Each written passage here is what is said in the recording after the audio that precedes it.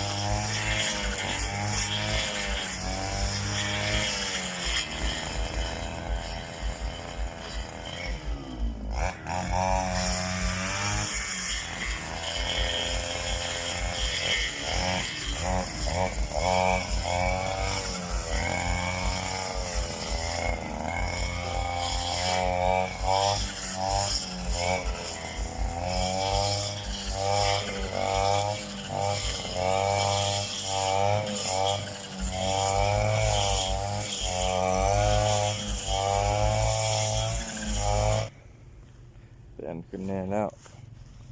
ก็เริ่มเห็นต้นไม้บ่ทางนี่บ่เห็นต้นไม้เลย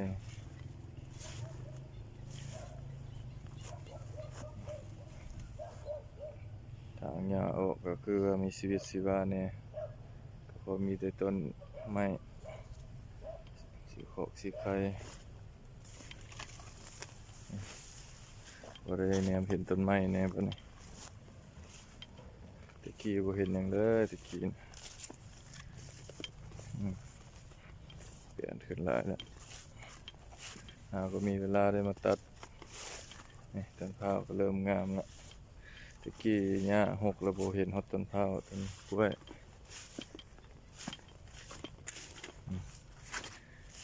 เปลี่ยนหลายเติบทางแล้วก็พอดีให้หญ้าเปื่อยเฮ็ดเป็นฝุ่นเลยต่างคุมหญ้าไปในโตเลยทางหญ้าเฮ็ดเป็นฝุ่นในโตพอแนมเห็นต้นพร้าวเป็นหูเป็นหางเนี่ยมันอายุ6 เดือนยังบ่ฮอดปีน่าสืบต่ออย่างแล้วนั้น